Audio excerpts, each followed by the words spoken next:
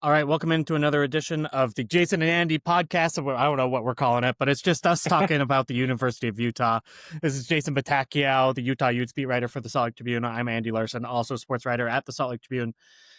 It was a rough game for the University of Utah against Texas Tech on Saturday. We're coming to recording this on Tuesday. And I think, a lot of the conversation has moved past the game and into kind of the injury reporting situation with Devin Dampier and the University of Utah. If you are a Utes fan, this is not new to you in any way. Feels a lot like last year and heck, years before that as well. Mm-hmm. Jason, 3 you were on years. the field. We were on the field, heck, before the game, kind of watching Devin Dampier warming up, kind of looking at that ankle as something that maybe he had more wrapping on or more. There was some kind of indication that there was a worry there. What did you see? Yeah, so I'll just go back to like last week. Last week, Utah's social media team posted a picture of Devin and Urban Meyer, talking before the Texas Tech game, and Dev had like a large black wrap on his right ankle. And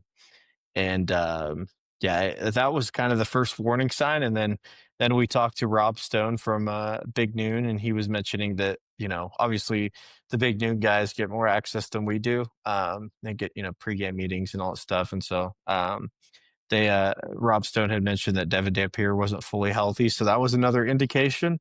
But yeah, pregame warmups, I noticed Dev was wearing a kind of more high top cleats than he usually does. He's more of a low top guy, but maybe it was just cleat selection, who knows? But yeah, and I had heard a few things here and there that Deb wasn't fully healthy, but um, it's interesting. Like he obviously wasn't 100%. You could see it in the way he was throwing in the game.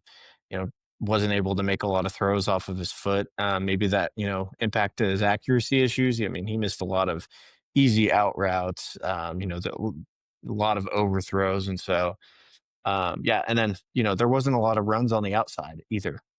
So there was a lot of indications going into this week that he wasn't fully healthy. And then obviously I asked Witt and another media member asked Whittingham of, is Dev fully healthy? Has he been dealing anything? And then came the revelation of he missed practice 2 times last week. So then that led to kind of concerns about, well, why wasn't he on the injury report? Isn't that what it's supposed to, be? And so, yeah, that's kind of the culmination of it all. But yeah, there were signs leading up to the Texas Tech game that kind of indicated that he wasn't fully healthy. So a couple of things on this. This injury report Mhm. is new. The Big 12 has just started that this year, kind of following along the lead with other sports. I'm mostly familiar with the NBA, but also, Mhm. this has happened obviously in the NFL and heck, even elsewhere in college football before now. And the statement released by the University of Utah last night showed, that basically they said, hey, despite Devin Dampier not practicing or being limited in practice earlier in the week, there was never any doubt that he would play, and therefore it would be wrong to call him even probable and put him on the injury report for that. Do you kind of agree with that reasoning, or do you think like, hey, anyone who's got that knock should be on the report? Like, what's the right thing, maybe the most ethical thing to do here in this situation? Yeah, it's a good question. I think based off of the rule set, maybe Utah found kind of a loophole, but it isn't really a loophole. It's Hmm. if you don't expect the player to be available for action based off of the Big 12's rules, then you have to list them saying questionable, probable, doubtful. I think that's the injury preset that they have.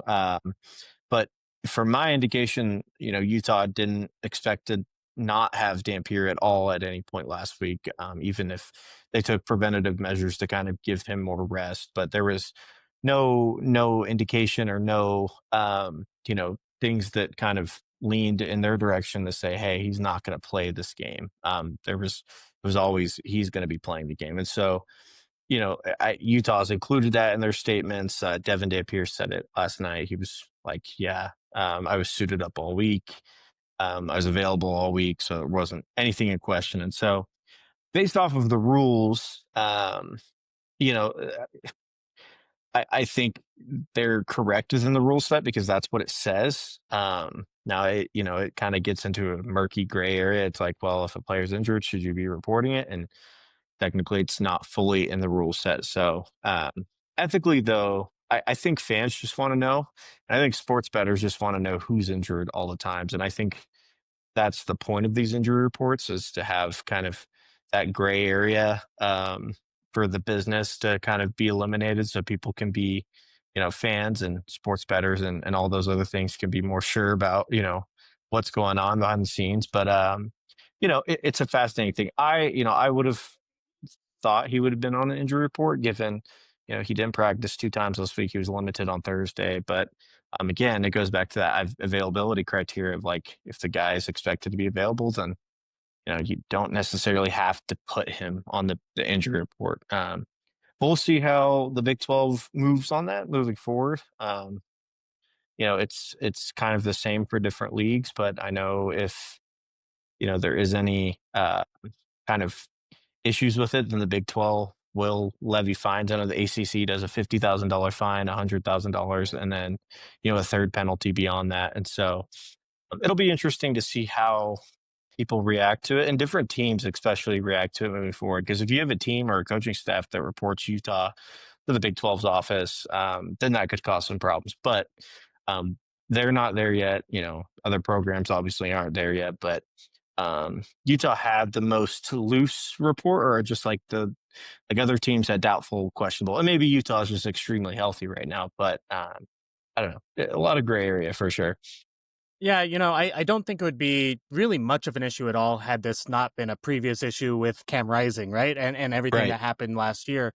And we know from, again, now actually multiple years of experience that like Whittingham loves keeping this stuff close to the vest, which Hmm. is, I think, and this is going to be my opinion, he's pulled media access away from practice. He's limited the amount of time that's kind of available for fans and media to get to know his players.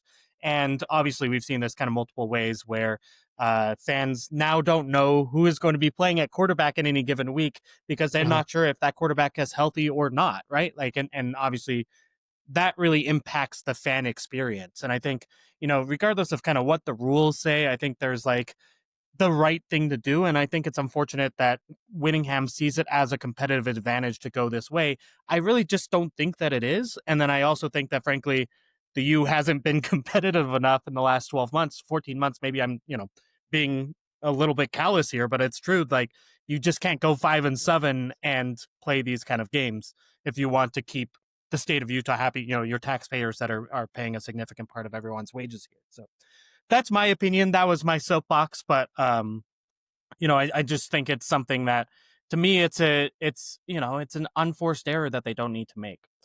Let's move on real quick and talk about the game that it was. Obviously, how much do you think Dampier's injury played a role in the offense not being able to do what they do? And then how much would you attribute that to other factors that maybe you're more worried about, even if Dampier does get healthy down the road? Yeah, I think in my opinion, I think it directly impacted how they called run plays for Dampier. I mean, there wasn't.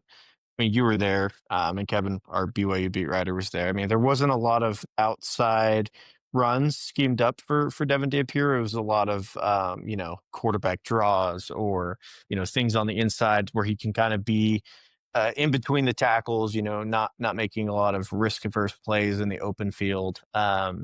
So that was the first thing I noticed, and that's been a direct difference from what the play calling has been the past 3 weeks. I mean, you see Devin on rollouts, you see him, RPOs where he's moving on the outside. You've seen the zone read scheme, and so I think it did limit their effectiveness, and I also think it affected them in the passing game. I mean, when Dev isn't able to run as well as he did, obviously it didn't affect his carry share. I mean, he still had 11 carries, I think, which was the most in the offense, or it was 10 plus. His effectiveness just wasn't there. And so, I mean, Kyle Whittingham even said it this week. I mean, he's not going to say that it didn't affect him. So that to me says it did affect him. And the throws that he was missing. But I think there was also other factors at play. I mean, you can't have 4 turnovers in a game and expect to win.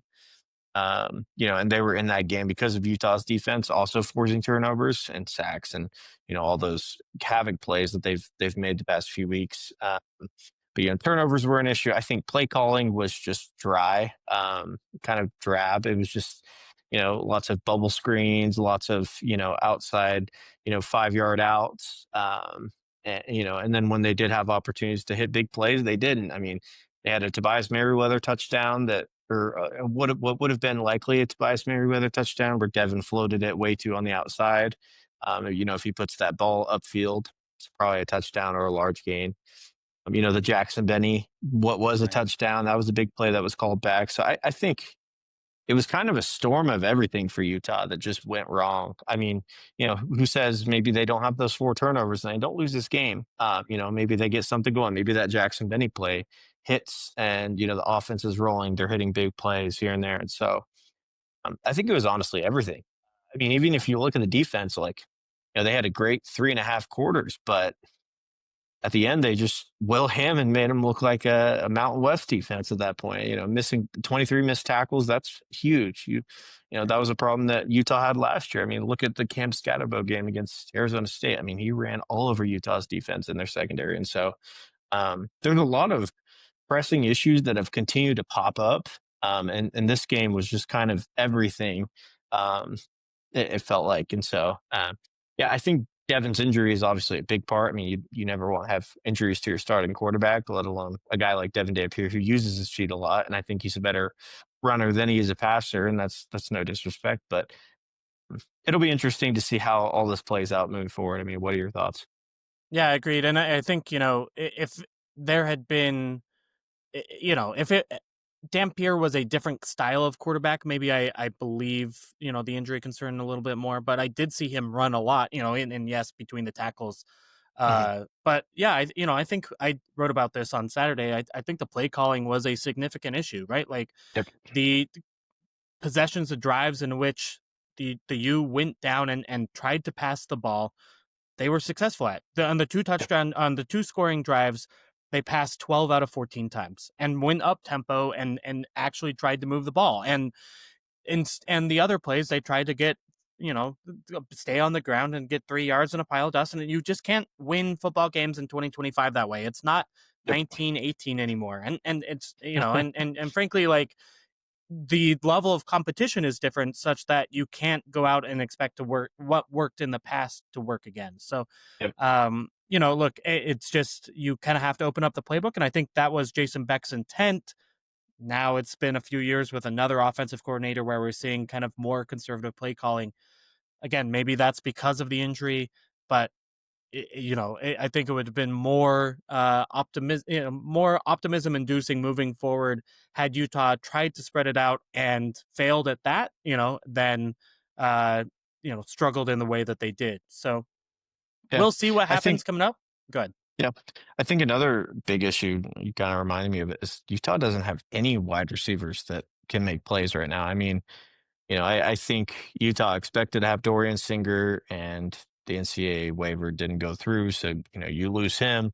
Zach Williams is kind of shining as your number one wide receiver in the spring. All the coaches were raving about him. And then he leaves for USC for more money. And so I think they took a lot of unexpected, unpredictable hits at that position that they didn't expect, but also the guys that they've gotten in the portal just haven't hit. I mean, Tobias Merriweather, we've heard all about him for the past 4 weeks of how he's 6'5", he can run a 4-4 split, and he's nothing but big play potential. And they've only connected on what 130+ yard pass, and so Larry Simmons caught his first touchdown against Wyoming last week. That was also his first pass catch as a Ute, and so Utah has some real problems in the pass game. That's also a big factor. I mean, if you can't have guys that can't create separation, then you're not going to have big plays at all. So there's a lot of pressing issues, but we'll see what happens. I'm always sort of a believer in reading and learning from what other fans do. I'm not watching Notre Dame football every week. Mhm. Uh, Tobias Merriweather was kind of a disappointment to Notre Dame fans, despite the height, didn't have a lot of production. And one of the reasons he went Mhm. to Utah. And they said it was because of some of the things that we are seeing on the football field now, where it's just difficult for him to get separation in a way that is, uh, you know, good enough but significant enough to allow the quarterback to get him the ball. So Right. we shall see. I don't think it's a totally lost season at this point, and Utah can rebound, but there were so many significant issues on Saturday against Texas Tech that it is certainly worrying. That Yep. being said, we want you to stick with our coverage at the Tribune as we learn whether the rest of the season goes up or down. I think it's still to be determined, including this upcoming weekend against West Virginia. Jason, thanks so much for the time, and we look forward to talking to you next week. Awesome. Thank you.